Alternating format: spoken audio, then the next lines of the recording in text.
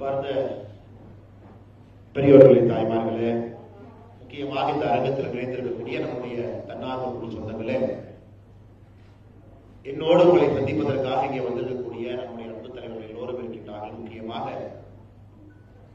இந்து மக்கள் கட்சியினுடைய தலைவராக இருக்கக்கூடிய அண்ணன் அர்ஜுன் சம்பத் அவர்களே, மாநிலத்தினுடைய பொதுச்செயலராக இருக்கக்கூடிய அண்ணன் ஏ பி முருகானந்தம் அவர்களே,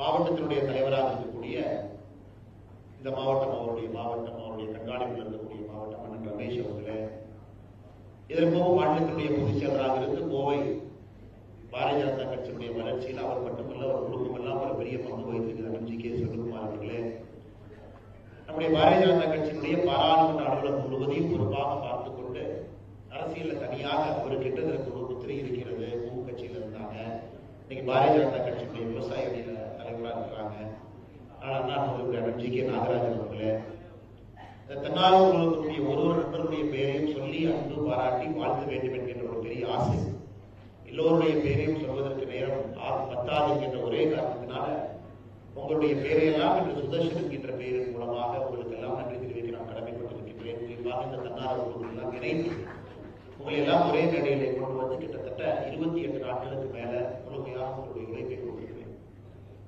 எனக்கு அருகில் இருக்கக்கூடிய எல்லா அன்பு சொந்தங்கள், நிகழ்ச்சியை தொகுத்து வளர்ந்துறவங்க, இதற்கு பின்புலமாக இருக்கிறவங்க, முதுகலமாக இருக்கிறவங்க, வந்திருக்கக்கூடிய எல்லா நண்பர்களுக்கும், குறிப்பாக நம்முடைய பத்திரிகை நண்பர்களுக்கும் எங்களுடைய வணக்கத்தை மறுபடியும் தெரிவித்துக் கொள்கிறோம். நீங்க பேசும்பொழுது சில விஷயத்தை நாங்கள் வேண்டாம் அப்படின்னு ஏன் சொன்னோம் அப்படின்னாங்க, எங்களுக்கு நேரம் இருக்கு, கேட்பதற்கு காலம் இருக்கிறது. இன்னும் இத்தனை நாள் நீங்க வேலை பார்த்துருக்கீங்க, கேட்கறதுக்காகத்தான் நாங்கள் வந்திருக்கோம். எல்லா விஷயத்தையும் நீங்கள் வெளிப்படையாக சொல்ல வேண்டிய அவசியம் இல்லை என்கின்ற காரணத்துக்காக தான். எனக்கு organisation should always have something for a secret. அது வந்து உங்களுடைய தொழில் யுக்தி, அது எல்லாத்தையும் வெளிப்படையாக பேச வேண்டும் என்கின்ற அவசியம் இல்லை. அதுக்கான நேரமோ ஒரு க்ளோஸ் ரூம் டிஸ்கஷன் வரும் பொழுது நாம் அதை பேசுவோம். அக்கா அனிஷா இருக்கிறாங்க, அவர்களுக்கும் என்னுடைய வணக்கத்தை தெரிவித்து, நிறைய விவசாய கருவர்கள் வந்திருக்கிறாங்க, அவர்களுக்கும் என்னுடைய வணக்கத்தை தெரிவித்து, இந்த தன்னார்வ குழுக்களை பொறுத்தவரை எல்லோரும் தான் என்கின்ற ஒரு தனிப்பட்ட மனிதனாக, ஒரு தனிப்பட்ட வேலையோடு தங்களுடைய குடும்பத்தை எல்லாம் பார்த்துக் கொண்டு வாழ்கின்ற அன்பு சொந்தங்கள், தேர்தல் நேரத்தில் அதையெல்லாம் மறந்து ஒரு பெரிய ஒரு இயக்கமாக கிட்டத்தட்ட 16-17 மணி நேரம் நீங்க வந்து வேலை பார்த்துருக்கீங்க. எனக்கு தெரியும் நிறைய பேர் போலீஸ் ஸ்டேஷன்லாம் கூட்டிட்டு போய் உட்கார வச்சிருக்காங்க. சுதர்சனம் தொலைபேசியில் சொல்லுவாங்க, ஏன்னா சப் இன்ஸ்பெக்டர் நீங்க என்ன பண்றீங்க, எப்படி உங்களுடைய கார்ல வந்து ஒரு பேனர் வந்துச்சு, எப்படி எலெக்ஷன் கமிஷனுடைய ரூல்ஸை நீங்க வயலேட் பண்ணிருக்கீங்க, இண்டிவிஜுவலா நீங்க எப்படி அதை கொண்டு போகலாம், உங்களுக்கு யார் அனுமதி கொடுத்தது, இல்ல ஒரு 10 பேரோட இடத்துல சேர்ந்துருக்கீங்க அப்படின்னா அனுமதி வாங்கினீங்களா, கட்சி அனுமதி காட்டுங்க. அது போன்று இருக்கக்கூடிய தன்னார்வ குழுக்கள் செல்லாத இடமே கிடையாது. மிக முக்கியமா காவல்துறை உங்களை போலீஸ் ஸ்டேஷனுக்கு கூட்டிட்டு போய் விசாரிச்சதுக்கு அப்புறம் விட்டுருக்காங்க. ஸோ எல்லாத்தையும் நீங்க பார்த்துட்டீங்க. உண்மையை சொல்ல வேண்டும் என்றால் அரசியல் இன்னைக்கு உங்களுக்கு என்னன்னு தெரியும். அதான் உண்மை. 99% மக்கள் அரசியல் இருந்து தூரமா இருக்காங்க. ஆனா இன்னைக்கு உங்களுக்கு அரசியலை பார்த்துட்டீங்க, அருகில் இருந்து பார்த்துட்டீங்க. மக்களுடைய மனநிலை எப்படி இருக்கும் அப்படிங்கிறத 28 நாட்கள் உன்னிப்பா கவனிச்சிருக்கிறது. ஒரு வீடு ஏறி இறங்கும் பொழுது மக்கள் வரவேற்பு எப்படி இருக்கும், சில இடத்துல வரவேற்பு இருக்காது, மக்கள் எப்படி யோசிக்கிறாங்க, எல்லாம் நீங்க ரொம்ப க்ளோஸா பார்த்தவங்க தான் இந்த கோர் வாலண்டியர்ஸாக இந்த அரங்கத்துக்குள்ள அமர்ந்து. இப்ப அரசியலை பார்த்த பிறகு அரசியல் எப்படி இருக்கு, ஹவுஸ் பாலிடிக்ஸ் அப்படின்னு கேட்டா 2 விதமான கருத்துக்கள் இங்க வரும். கிட்டத்தட்ட நிறைய பேர் வந்து அரசியல் சரியில்லை அப்படிங்க, பாலிடிக்ஸ் இஸ் நாட் குட் அப்படிங்க. கொஞ்சம் பேர் வந்து பாலிடிக்ஸ் இஸ் குட் அப்படிங்க. ஜனநாயகத்தினுடைய தன்மையை பார்த்தீங்கன்னா it's very slow moving. Democracy is always very slow moving. நம்ம மெதுவாக தான் நல்லது. ஒரு சைனாவில் இருக்கிற மாதிரி ஒரு 7 பேர் கொண்ட ஒரு குழு, ஒரு ஸ்டாண்டிங் கமிட்டி அவங்களே இருந்து ஒரு கம்யூனிஸ்ட் பார்ட்டி அப்படிங்கிற பேர்ல ஆட்சி நடத்துறது வேலை. ஒரு ஜனநாயக ரீதியில இந்தியாவை போன்ற ஒரு பெரிய நாடு, 142 கோடி மக்கள், அதுவும் குறிப்பா கோயம்புத்தூர் குட்டி இந்தியாவா, மினி இந்தியாவா, எல்லா மொழியும் பேசக்கூடிய மக்கள் சிட்டிக்குள்ள இருக்கிறாங்க. எல்லா ஜாதிகள், எல்லா மதங்கள் மக்கள் இருக்கிறாங்க. ஒருவருடைய டேஸ்ட் வேற மாதிரி இருக்கும். ஸோ ஒருவருக்கு ஒன்று பிடிக்கும், ஒன்று பிடிக்காது. நிறைய பேருக்கு வந்து ஏன் பிடிக்காதுன்னு கேட்டீங்கன்னா கற்பனையில சில விஷயங்கள் பிடிக்காது, உங்களோட தெரிஞ்சிருக்காரு. ஸோ ஜனநாயகத்துல ஒரு ஓட்டும் சமம். இந்த பியூட்டி ஆஃப் டெமோக்ரஸி பாருங்க. நீங்க இந்தியாவுடைய பணக்கார வரிசையில முதல் மனிதனாக இருந்தாலும் சரி, ஒரு ஏழை தாயாக ஒரு பிசி வீட்டில் வாழ்ந்தாலும் சரி, இருவருடைய ஓட்டும் ஒரே ஓட்டு தான். இந்த ஓட்டுல வந்து ஒரு பெரிய ஓட்டு சின்ன ஓட்டு கிடையாது.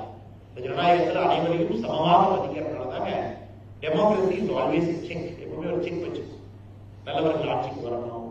சில நேரத்தில் தப்பானவர்கள் வந்தாலும் கூட தப்பானவர்கள் நம்ம நாளைக்கு ஜனநாயகம் விடாது. 5 வருஷத்துக்கு மறுபடியும் அவங்க மாற்றிடும்.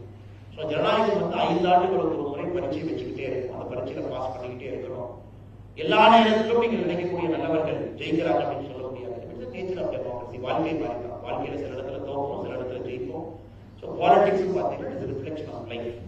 அதனால இதை பற்றி நாம் எதையும் கூட சங்கடப்படுவதற்கு ஒன்று இல்லைங்க. ஜூன் 4ஆம் தேதி ரிசல்ட் வந்துருச்சு.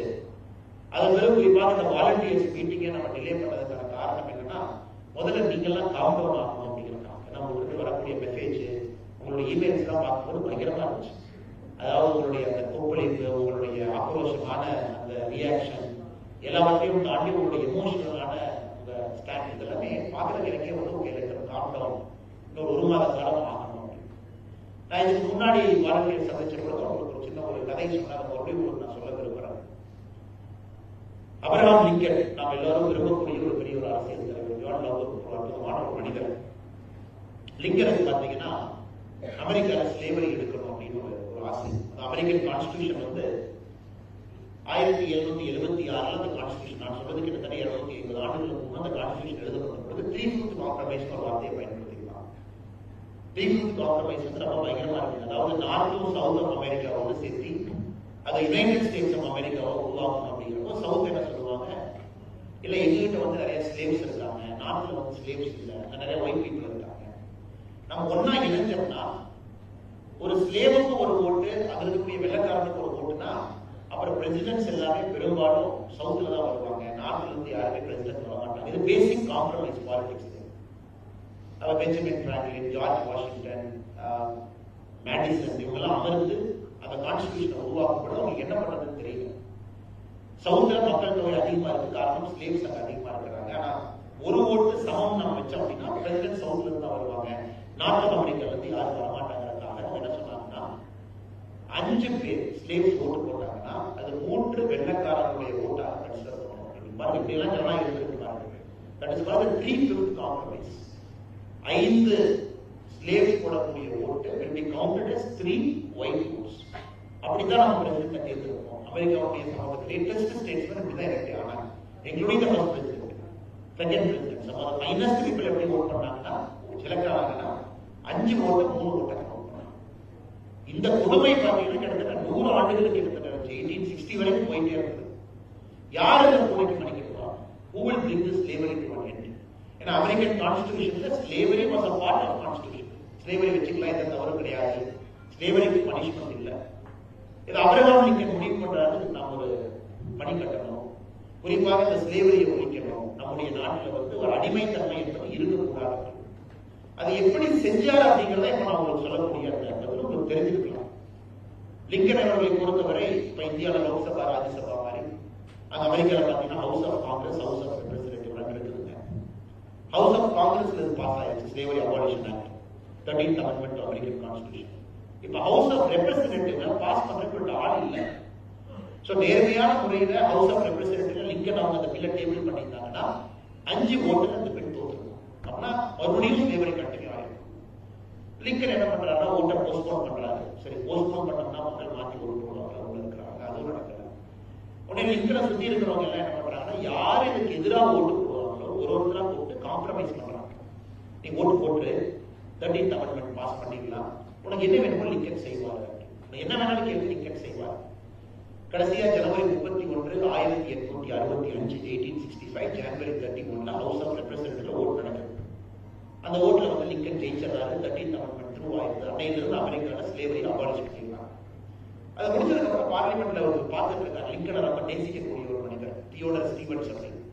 அவர் வந்து ஒரு பெரிய ஒரு அமெரிக்கன் அரசியல் சொல்றாரு, இதெல்லாம் அவரால் பொறுக்க முடியல. நடந்ததெல்லாம் அவர் பார்க்கிறார். 3 மாதமாக லிங்கன் செய்யற வேலை, பேக்ரவுண்ட்ல செய்யற வேலை, லிங்கன் ஒரு கூடுதல் செய்யற வேலை, எப்படி இந்த 13th அமெண்ட்மெண்ட்டை பாஸ் பண்றாங்க ஒரு பொறுக்க முடியாது இருந்துச்சு. சபையில பேசுறாரு, the greatest measure of the 19th century done by corruption aided and abetted by the purest man in America அப்படிங்கிறார்.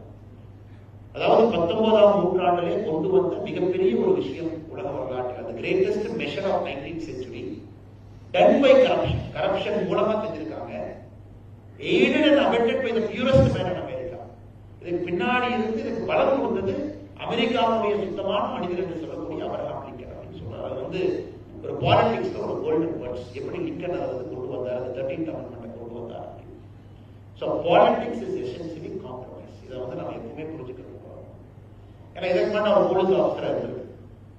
அப்ப போலீஸ் ஆஃபீஸரா பாத்தீங்கன்னா ஒரு டெசிஷன் எடுக்கும்போது கருப்பு இல்லை, சரியில்லை, சரி அவ்வளவுதான். ரெண்டே விஷயம் தான். உங்க கையில் ஒரு லா புக் இருக்கு, இந்தியன் பீனல் கோட் புக் இருக்கு, பாக்குறீங்க, நீ தப்பு செஞ்சிருக்க, நீ தப்பு செய்யலாம். இரண்டே டெசிஷன் தான் உங்களுக்கு.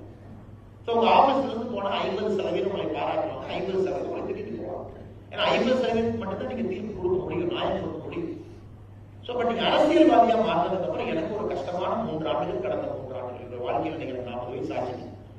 முதல் 37 வயசு நான் டெசிஷன் மேக்கிங் சிம்பிளா இருந்த ஒரு எனக்கு கடந்த 3 ஆண்டுகளாக தான் நான் கஷ்டப்பட்டு ஒரு சேர்ல உட்கார்ந்துருக்கேன். பல நேரத்தில் நானே யோசிப்பேன், இந்த அரசியல் நாம் இருக்கணுமா, should we continue to be in politics, இந்த சேர்ல நாம் இருக்கணும். காரணம் உங்க மனசுல டெய்லி அந்த சஞ்சலம் இருக்கும்.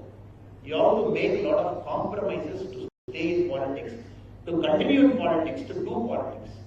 ஒரு சாதாரண மனிதனை போல எது எடுத்து பேச முடியாது. சாதாரண மனிதனை போல வாழ்க்கையில கருப்பு வெள்ளை அப்படின்னு பார்க்க முடியாது. ஒரு சாதாரண மனிதனை போல அவன் சரியில்லை, அவன் சரின்னு நம்ம சொல்ல முடியாது. நம்ம மேல ஒரு பிரச்சனை, நம்மளை தவறா புரிஞ்சுக்கிட்டு ஒரு திட்டாங்க. ஏன்னா ஒருத்தருக்கும் பதில் சொல்ல ஆரம்பிச்சா நான் காலையில இருந்து நைட்டு வரைக்கும் பதில் மட்டும்தான் சொல்ல முடியும். அல்லது நம்மளை பத்தி அபாண்டமான குற்றச்சாட்டுகள் ஒரு பத்திரிகையில வருதுன்னா அதையும் படிக்கணும், அதுக்கு ஒரு ரியாக்ட் பண்ணக்கூடாது, இருக்கணும். அல்லது கட்சிக்குள்ள நீங்கள் சார்ந்திருக்கக்கூடிய கட்சியில உங்களை பற்றி ஏதாவது கருத்துக்கள் சொல்றாங்கன்னா அதையும் பொறுமையா கேட்டுக்கணும், அதுக்கும் நீங்க ரியாக்ட் பண்ணக்கூடாது.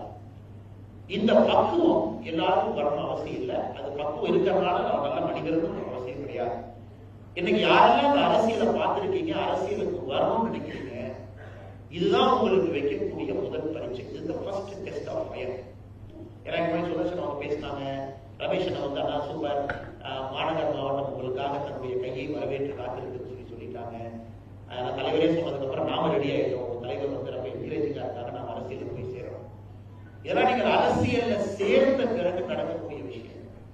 அரசியல்ல சேர்ந்த பிறகு நடக்கக்கூடிய விஷயம். அது பாரதிய ஜனதா கட்சியில அடிக்கடி என்ன சொல்லுவோம் அப்படின்னா, பிஜேபி கட்சியில நீங்க சேர்ந்தீங்க அப்படின்னா இந்த கட்சியை பொறுத்தவரை ஒரு வித்தியாசமான ஒரு கட்சி, தேசத்தை முதன்மைப்படுத்தக்கூடிய கட்சி. There's no question of somebody can make money in BJP. அதனால இங்க எல்லோரும் தன்னுடைய தனிப்பட்ட ஒரு இன்பமாக இருக்கட்டும், தனிப்பட்ட நிம்மதியாக இருக்கட்டும், தனிப்பட்ட சொத்தாக இருக்கட்டும், அது இழந்துதான் பாரதிய ஜனதா கட்சியில் எல்லாருமே பயணம் பண்ணிக்கணும். நீங்க பழைய தலைவர்களுக்கு எடுத்து பாருங்க, கடந்த ஒரு 40 ஆண்டு கால வரலாற்று எடுத்து பார்த்தீங்கன்னா இந்த கட்சியில சேர்ந்து ரியல் எஸ்டேட் பண்ணி அதன் மூலமா சம்பாதிக்கலாம். இந்த கட்சியில வேலை இல்லை. இந்த கட்சியில சேர்ந்தனால நமக்கு யாராச்சும் கமிஷன் கொடுப்பாங்களா? இந்த கட்சியில அந்த வேலை இல்லை.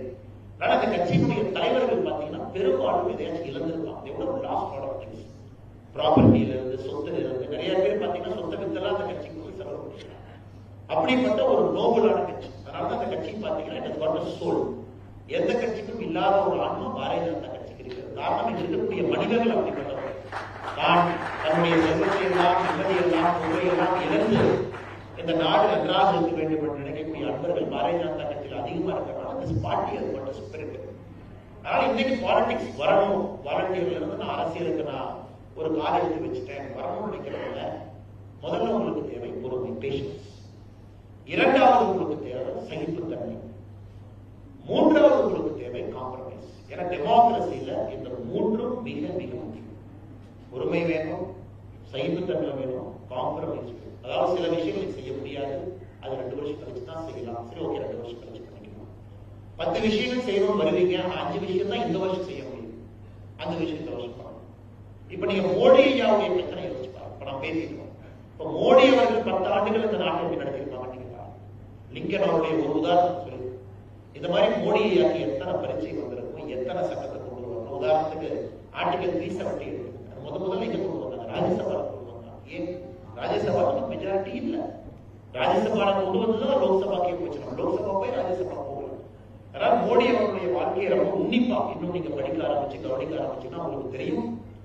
The chair is a burden. அந்த சேர்ல போய் நீங்க உட்கார்ந்தீங்கன்னா it is a burden, it is a responsibility. அவ்வளவு burden அவர் சுமக்கும். இந்த முகத்துல அதை காட்டக்கூடாது. அவரு அவ்வளவு பிரச்சனைகள் அவர் கையாளணும், எதிர்கட்சிகள் வசைப்பாடுறதை கேட்கணும். அதை தாண்டி அவருடைய இலக்கு இந்த நாடு நன்றாக இருக்க வேண்டும் என்கின்ற ஒற்றை இலக்கில் அவருடைய பயணம் இருக்கு.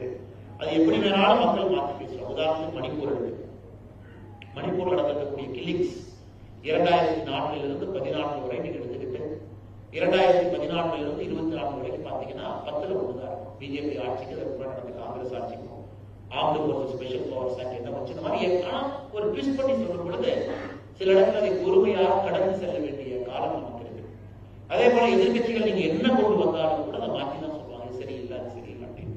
அதையும் கடந்து போக வேண்டியது. அதனால நீங்கள் புரிந்து கொள்ள வேண்டியது இதையெல்லாம் தாண்டி தான் மோடிஜி டெலிவர் பண்ணியிருக்காரு. மோடிஜி இவ்வளவு டெலிவர் பண்ணியிருக்காரு 10 ஆண்டுகள்ல. இன்னும் 5 ஆண்டுகள் டெலிவர் பண்ண போறாங்கன்னா ஒரு அந்த சேருக்கு இருக்கக்கூடிய பர்டன், சேருக்கு இருக்கக்கூடிய ரெஸ்பான்சிபிலிட்டியை தாண்டி ஒரு தேச தலைவர் மோடி என்கின்ற மனிதன் இந்திய ஜனநாயகத்துல பெர்ஃபார்ம் பண்றாரு. அது இந்திய டெமோக்ரஸியில பெர்ஃபார்ம் பண்றது சாதாரண வேலை இல்லைங்க. அதை இங்க இருக்கக்கூடிய நண்பர்கள் இந்த எலெக்ஷன்ல புரிஞ்சு இப்படி நீங்க பாத்தீங்கன்னா இதை தோல்வி என்று பார்ப்பதை விட கோயம்புத்தூர்ல வெற்றி கொஞ்சம் தள்ளி போயிருக்கு அப்படிதான் நீங்க பார்க்கணும். இதை தோல்வின்னு பார்க்கணும். ஏன்னா இது பார்க்கறது எல்லாரும் எல்லா நேரத்திலும் புரிய வேண்டும் என்கிற அவசியம் இல்லை. அதுவும் இன்னைக்கு பாரதிய ஜனதா கட்சி கோயம்புத்தூரை பொறுத்தவரை இங்க இருக்கக்கூடிய தலைவர்கள் எல்லோருமே இதை நாம ஒரு ஆன்மீக பயணமா தான் எடுத்தோம். ஓட்டுக்கு பணம் கிடையாது, மக்களை நேரடியா சந்திக்க போறோம், என்ன வந்தாலும் வந்து பார்த்துக்கலாம், தனியா நிக்க போறோம், கூட்டணி கிடையாது, நேரடியாக மக்களை சந்திக்கிறோம், மக்களுடைய வாக்க வாங்க போறோம், அதன் மூலமாக மாற்றத்தை கொடுக்கிறோம். இது பாத்தீங்கன்னா ஒரே நேரத்தில் மல்டிபிள் சேலஞ்ச் எடுத்திருக்கோம். ஒரு அரசியல் கட்சி ஒரு நேரத்தில் ஒரு சேலஞ்ச் எடுக்கலாம். 2024 தமிழக பாராளுமன்ற தேர்தலில் பாரதிய ஜனதா கட்சி ஒரே நேரத்தில் மல்டிபிள் சேலஞ்ச் எடுத்திருக்கோம். அந்த அடிப்படையில் நீங்கள் பார்க்கும் பொழுது நமக்கு வந்திருக்கக்கூடிய கோயம்புத்தூர்ல பாரதிய ஜனதா கட்சிக்கு வந்திருக்கக்கூடிய 4,50,000 வாக்குகளும் கூட மிக மிக முக்கியமான வாக்கு. அந்த வாக்குகள் வந்து நமக்கு நம்பிக்கை இருக்கு. அது நமக்கு ஒரு நம்பிக்கை. இன்னொன்னு நான் வச்சுக்க, சைனீஸ் பேங்க் மாதிரி சில நேரத்தில் நம்ம இருக்கிறோம். இந்த சைனீஸ் பேங்க் பார்த்தீங்கன்னா தண்ணி ஊத்திக்கிட்டே இருக்கு. அது பார்த்தா வளரவே வளராது. நம்ம டென்ஷன் ஆகி என்னடா அது இவ்வளவு நாள் தண்ணி ஊத்துறோம், 20 நாள் ஊத்துறோம், 30 நாள் ஊத்துறோம், டைம் எல்லாம் வேஸ்ட் பண்ணி ஊத்துறோம், காலைல 5 மணிக்கு எந்திரிச்சு ஊத்துறோம். இந்த சைனீஸ் பேங்க் ஏன் வளரவே மாட்டேங்குது? 90 நாள் தாண்டினதுக்கு அப்புறம் பார்த்தீங்கன்னா சைனீஸ் பேங்கோ தினமும் 4 சென்டிமீட்டர் வளரும். 3-4 சென்டிமீட்டர். 10 நாள் கழிச்சு பார்த்தா 40 சென்டிமீட்டர் வளர்ந்துருக்கும். என்னைக்கு அது இவ்வளவு பெருசு வளருது? அப்ப என்ன நடந்திருக்கு பாருங்க. முதல் 90 நாள் நீங்கள் ஊற்றக்கூடிய தண்ணீர்ல அதனுடைய வேர் ஸ்ட்ராங் ஆயிருக்கு. மேல வளர்ச்சி தெரியல, கீழே வேர் ஸ்ட்ராங் ஆயிருக்கு. 90 நாள் கடந்து சைனீஸ் பேம்பு வந்து 4 சென்டிமீட்டர் வளரும் பொழுது மட்டும்தான் அந்த வளர்ச்சி வெளியே தெரியும். ஆனால் இன்னைக்கு நாம் வேர்களை பலப்படுத்திக் கொண்டிருக்கிறோம் என்பது மிகவும் தெளிவாக. தமிழ்நாட்டில் கிட்டத்தட்ட 3/1 பூத்துல நம்முடைய கூட்டணி பாரதிய ஜனதா கட்சி 1வது இடத்துக்கு வந்திருக்கோம் அல்லது 2வது இடத்துல வந்திருக்கோம். 33% பூத்துல கிட்டத்தட்ட நாம ஃபர்ஸ்ட் ஆர் செகண்ட் வந்திருக்கோம். இது ஒரு சாதாரண ஒரு விஷயம் இல்லைங்க, மிகப்பெரிய விஷயம். 68,000 பூத்துல கிட்டத்தட்ட 8,000 பூத்துல பாரதிய ஜனதா கட்சி முதலிடத்துல வந்திருக்கு. 8,000 பூத் அவுட் ஆஃப் 68,000 பூத்துல நாம் வந்து முதலிடத்துல வந்திருக்கோம். 68,000 பூத்துல 1/3 நீங்க எடுத்துக்கங்க. அதுல வந்து முதலிடம் 2வது இடத்துல வந்திருக்கு. இது ஒரு வளர்ச்சி. அப்படின்னா வேர்கள் பலமாக கொண்டிருக்கிறது. ஆனா நீங்க தண்ணி ஊத்துறதை நிறுத்திட்டீங்கன்னா தப்பா போயிடும். 10 நாள் பார்த்து சைனீஸ் பேங்க் வளரவே இல்லை. என்னன்னா வளரவே இல்லை, டைம் வேஸ்ட், காலேஜுக்கு தெரியும், தண்ணியை ஊத்த வேண்டாம். இப்ப நாம எல்லாரும் அந்த நிலைமையில் இருக்கும். ஒரு வாலண்டியர்ஸா நீங்க அரசியல் கட்சி தொண்டர்கள் அண்ணே பார்த்தோம், இவ்வளவு உழைப்பு போட்டோம், கோயம்புத்தூர் இதுக்கு மேல உழைக்க முடியுமா? கண்டிப்பா உழைக்க முடியும். இதுக்கு மேல வாலண்டியர்ஸுடைய செயல்பாடுகள் இருக்க முடியுமா? சத்தியமா இதுக்கு மேல இருக்க முடியாது. இது இன்னும் கொஞ்சம் கட்சி வேலை செஞ்சிருக்கலாமா? சத்தியமா சொல்றேன், கட்சி இதுக்கு மேல வேலை செஞ்சிருக்க முடியாது.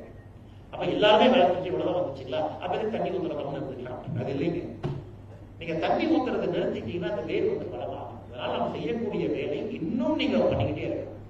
Keep doing. டெமோக்ரஸில சில நேரம் ஒரு கோபம் வரத்தான் செய்யும். நான் ஒரு கட்சியினுடைய தலைவராக இருக்கும் பொழுது என்னுடைய செயல்பாடுகளும் சில நேரத்தில் ஒரு கோபத்தை வரவழைக்க கூடும். ஆனால் புரிஞ்சுக்கங்க, politics is essentially the art of compromise. ஏன்னா இங்க வந்து எல்லா நாளும் கத்தி எடுத்து நம்ம சண்டை போட முடியாது.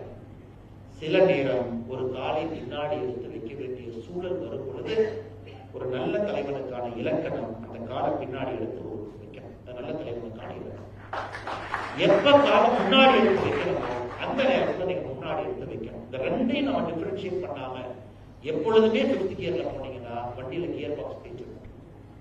எப்பொழுதுமே 1st கியர்ல போனீங்கன்னா அந்த வண்டி ஓடாது. 5th கியர் அப்போ 5th கியர்ல போவோம், 3rd கியர்ல அப்போ 3rd கியர்ல போவோம். குறிப்பாக இந்த வாலண்டியர்ஸ்க்கு நீங்க கியரை மாத்தணும் அப்படிங்கறதுக்காக தான் 1.5 மாசம் டிலே பண்ணிருக்கோம். 5th கியர்ல ஓடிட்டீங்க, கொஞ்ச நாள் நீங்க 3rd கியர்ல இருக்கணும், கொஞ்ச நாள் 4th கியர்ல இருக்கணும். 2026 தேர்தலுக்கு முன்பு மறுபடியும் 5th கியருக்கு வரணும். ஏன்னா இது குறிப்பாக நீங்கள் எல்லாம் நல்ல வாழ்க்கையை வெள்ளையாக மட்டும் பார்க்கணும். அரசியல்வாதிகள் வாழ்க்கையை கருப்பு வெள்ளை ரெண்டையும் கலந்து பார்க்கணும்.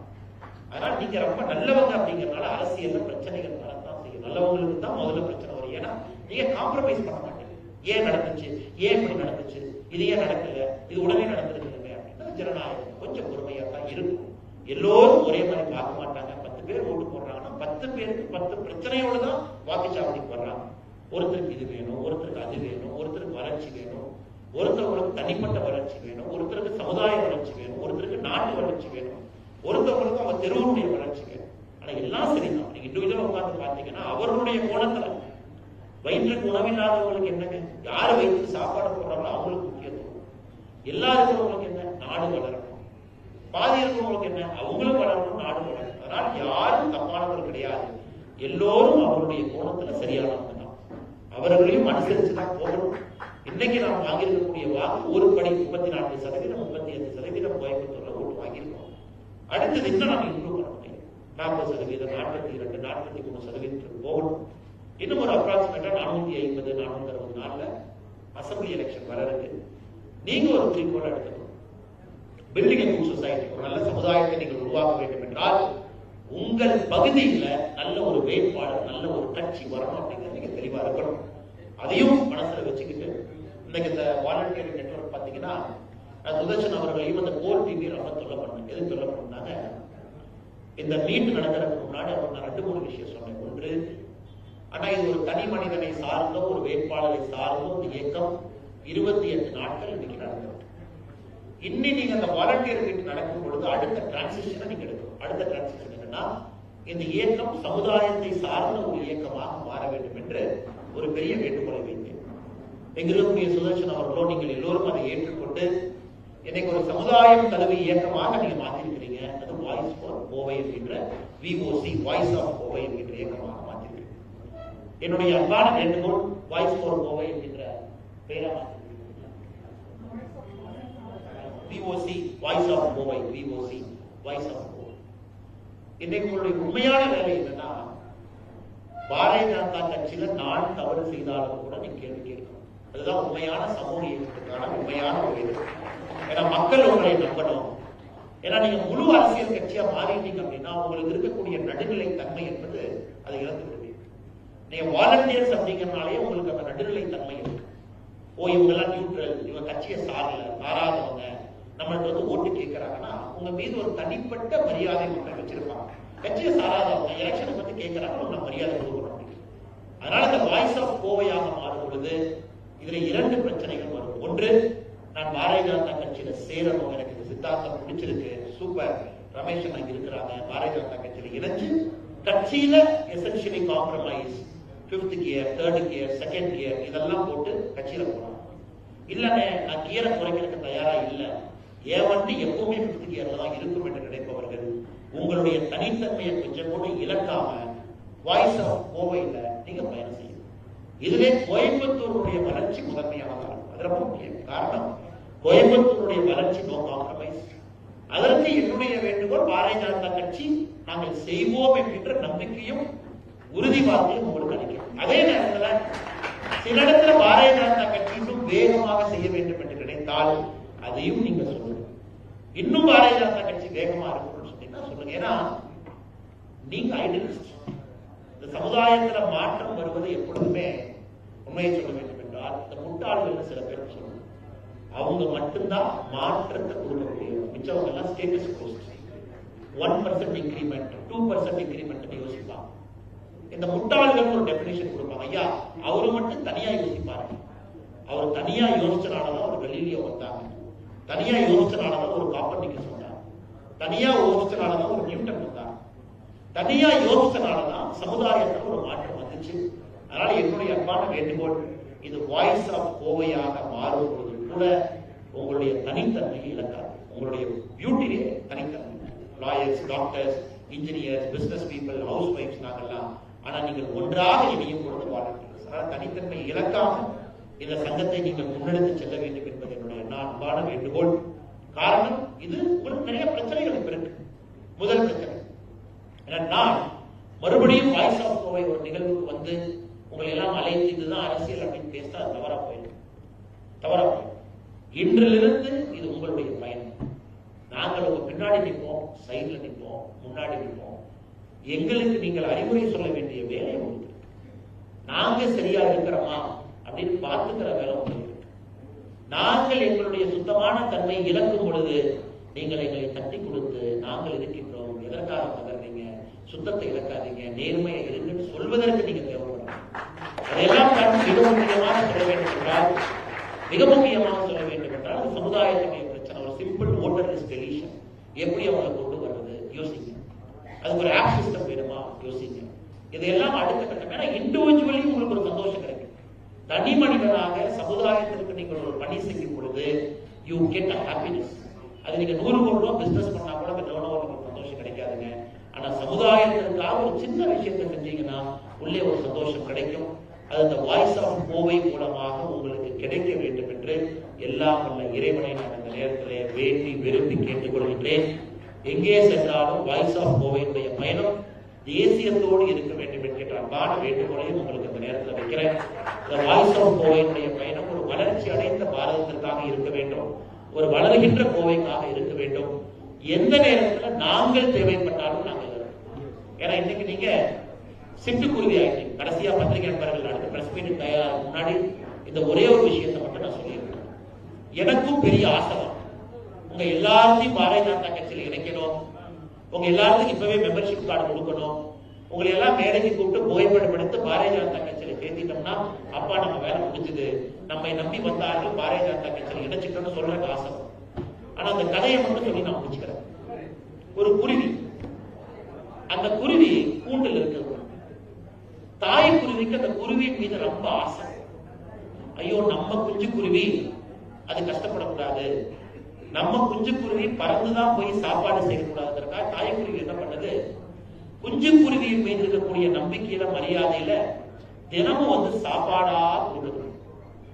அந்த குஞ்சு குருவி சாப்பிடு. ஏன்னா அந்த இறை தேடுவதற்கான பசி இல்லாதனால தாய் கொடுக்க கொடுக்க அந்த குஞ்சு குருவி சாப்பிடும். சாப்பிட சாப்பிட குஞ்சு குருவியினுடைய உடம்பு பெருசாயிருது. குஞ்சு குருவியினுடைய ரக்கை பார்த்தீங்கன்னா இன்னும் வெயிட்டா போயிருக்கு, கடினமாயிருக்கு. அப்ப அந்த தாய்க்கு தெரியுது நம்ம குஞ்சு குருவினால வாழ்க்கையில எப்பொழுதும் பறக்க முடியாது என்ற உண்மை அந்த தாய்க்கு கொஞ்சம் ரொம்ப லேட்டா தெரியுது. அதனால நல்ல தாயாக இருக்கும் பொழுது பாத்தீங்கன்னா அந்த குஞ்சு குருவியை மூக்க வச்சு அந்த கூடுல இருந்து தள்ளி விடும். நல்லா யோசிச்சு பாருங்க, அனிமலுடைய நல்லா யோசிச்சு பாருங்க. கிராமத்துல வீடு இருக்கிறவங்க அல்லது வீட்டுக்குள்ள குருவி கூடு இருக்கிறவங்க நல்லா காலைல உன்னிப்பா பாருங்க. அந்த குஞ்சுக்கு நேரமானவுடன் தாய் தன்னுடைய மூக்கை வைத்து அந்த குருவி பறப்பதற்கு தயாராக இல்லை என்றால் தன்னுடைய மூக்கை வைத்து அந்த குருவியை தள்ளிவிடும். அந்த குருவினால பறக்க முடியுங்கிற நம்பிக்கை அது வரைக்கும் இருக்காது. தாய் தள்ளிவிட்டவுடன் பறக்க ஆரம்பிச்சு. அதனால இன்னைக்கு வேண்டா வெறுப்பாக உங்களை மூக்கிலே தள்ளிவிட வேண்டிய காரியத்தை நான் செய்ய வேண்டிய கட்டாயம் எனக்கு இருக்கு. காரணம், நாங்கள் சுத்தமாக இருப்பதற்கு நீங்கள் சமுதாயமாக ஒரு அரசியல் கட்சி சாராம ஒரு குழு பயணம் செய்யணும். ஒருவேளை தள்ளிவிட்ட பிறகு அந்த குஞ்சு குருவி கீழே வந்துச்சுன்னா பிடிப்பதற்கு நாங்கள் இருக்கோம். அதை பத்தி நீங்க வைக்கணும். தைரியமா நீங்க பறக்கணும், எல்லா விஷயத்தையும் கையில் எடுக்கணும். உங்களுக்கு ஒரு விதத்திற்கு மேல பாரதிய ஜனதா கட்சியினுடைய அடையாளம் என்பது உங்களுக்கு இருந்தால் உங்களுடைய வளர்ச்சியை பாதிக்கும். நீங்கள் நடுநிலைமையாக தனித்தன்மையாக நாங்கள் எந்த கட்சியும் சாராம இருக்கோம் அப்படின்னு நீங்க சொன்னாதான் மக்களுக்கு உங்கள் மீது மதிப்பும் மரியாதையும் எப்பொழுதும் வரும். அதை தாண்டி பாரதிய ஜனதா கட்சியில் எப்ப வேணாலும் இணைஞ்சுக்கலாம். தள்ளிவிட்ட பிறகு மறுபடியும் பறக்காம யாராச்சும் கீழே வந்தா தாங்கி பிடிப்பதற்கு நாங்கள் இருக்கும் பொழுது பயம் எதிர்ப்பு உங்களுக்கு. அதனால் நல்ல ஒரு கோவையை நல்ல ஒரு பாரதத்தை உருவாக்குவதற்கு நாம் பாடுபடுவோம். ஏன்னா எசென்சியல் ஆஃப் வாலண்டியரிங்கே பாத்தீங்கன்னா அப்படின்னா ஒரு தனி மனிதனாக நாம் சேர்ந்தாலும் கூட அது ஒரு இயக்கமாக குழுவாக அது மாற வேண்டும். அது காலத்தினுடைய கட்டாயம். எப்பொழுதும் நாங்கள் உங்களுக்காக இருக்கின்றோம். தனிப்பட்ட முறையில எப்பொழுதும் நான் இருக்கின்றேன். எப்பொழுது எங்கே கூப்பிட்டாலும் ஓடோடி வருகின்றோம். ஆனால் சமுதாய பிரச்சனையை நீங்கள் கையில் எடுக்கும் பொழுது பாரதிய ஜனதா கட்சி தவறு செய்தாலும் கூட தட்டி நீங்கள் கேட்க வேண்டும் என்று அன்பான அறிவுரை கொடுத்து வந்திருக்கக்கூடிய எல்லோருக்கும் மறுபடியும் நன்றி தெரிவித்து மேடையில் இருக்கக்கூடிய எல்லா தன்னார்வ குழு சார்பாக அருமை சகோதரர் சுதர்ஷன் அவர்கள் மூலமாக உங்களுக்கு என்னுடைய 2 கரம் பணிந்து நன்றியை தெரிவித்துக் கொள்கின்றேன். காரணம், ஒரு தனி மனிதனாக நீங்க வந்திருக்கீங்க. ஆனா இன்னைக்கு குடும்பமாகத்தான் நாம் இங்கிருந்து பிரிந்து செல்கின்றோம். இந்த குடும்பம் எப்பொழுதும் இருக்கும். தொடர்ந்து நாம் பயணம் செய்வோம். உங்களுக்கு இருக்கக்கூடிய முக்கியமான பணியை நீங்க மறந்துடாதீங்க. சமுதாயத்தை சுத்தப்படுத்தக்கூடிய கடமை உங்களுக்கு இருக்கு. அதை நீங்க மட்டும்தான் செய்யணும். அரசியல்வாதியாக சில விஷயத்தை நான் சொல்லும் பொழுது மக்கள் அது கவனம் கொடுக்க மாட்டாங்க. தனி மனிதனாக நீங்கள் சொல்லும் பொழுது மக்கள் கவனம் கொடுப்பாங்க. அதனால் உங்களுடைய